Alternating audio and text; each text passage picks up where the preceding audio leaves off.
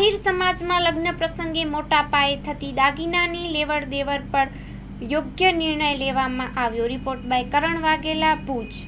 મારું નામ ભૂરાભાઈ કરમણભાઈ આહિર, ગામ કોટાય, તાલુકો ભુજ, લોડાઈ પ્રાથળિયા વિભાગ, આહિર સમાજ પ્રમુખ।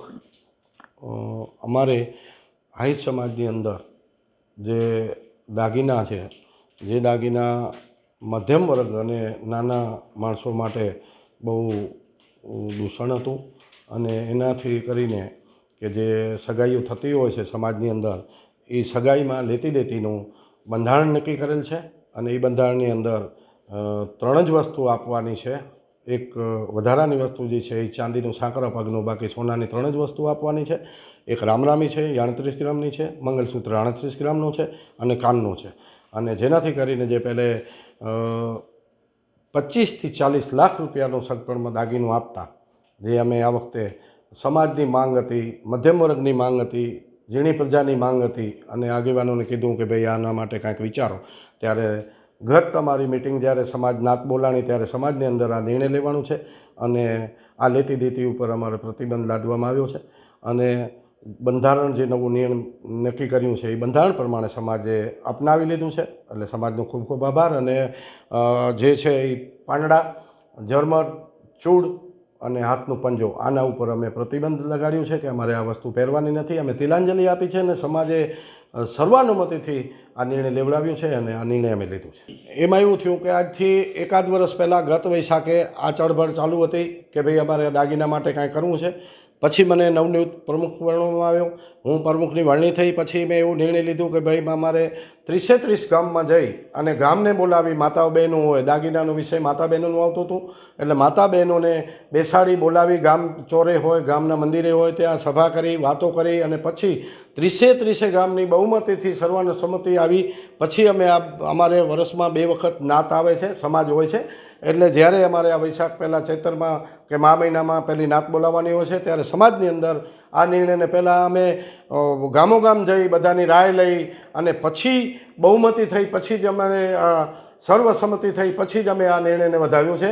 અને આનામાં ટોટલી જેને કહીએ કે 95% લોકોએ પૂરેપૂરો સાથ સહકાર આપ્યો અને પછી એના પાછળ 100% લોકો જોડાઈ ગયા અને આનાથી સમાજને મોટો ફાયદો થશે। આવનાર દિવસોની અંદર સાટા સગ પણ બંધ થઈ જશે અને આ દાગીનો એક અમારા માટે બહુ તકલીફવાળું કામ હતું સમાજ માટે। જે હશે, મોટા લોકો પાસે દાગીના હશે, પણ એ લોકોએ પણ સમાજને ફૂલ સપોર્ટ કરીને એમને પણ તિલાંજલિ આપીને કીધું કે અમારે મધ્યમ વર્ગના અને નાના લોકો સાથે રહી, અને સમાજ એટલે એક ધર્મ છે અને સમાજે તરવું સમાજે મરવું આ કહેવત છે, એટલે એના માટે અમે આ નિર્ણય લીધો છે। શામજીભાઈ અમરાભાઈ ડાંગર આહિર, મંત્રી લોડાઈ વિભાગ, પ્રાથરી આહિર સમાજ।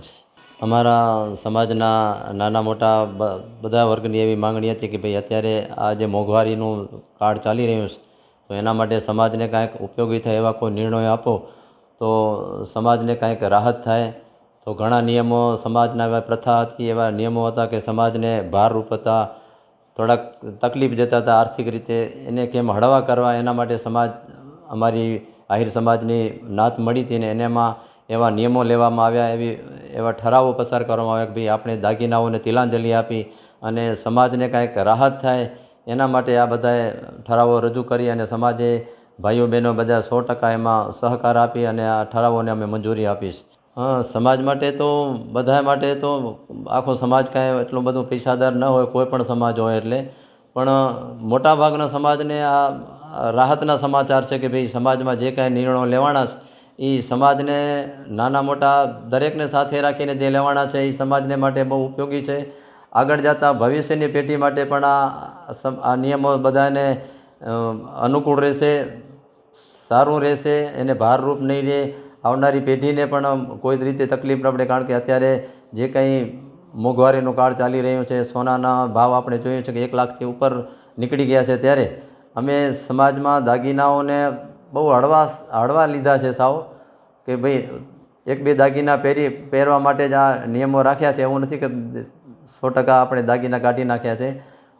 નાના મોટા દાગીના 2-3 રાખ્યા છે જે સમાજને એટલા ભારરૂપ નથી અને બહેનોને પણ એમાં સંતોષ છે કે જે કાંઈ છે એના અમે સમાજના નિર્ણય સાથે જોઈન્ટ છીએ।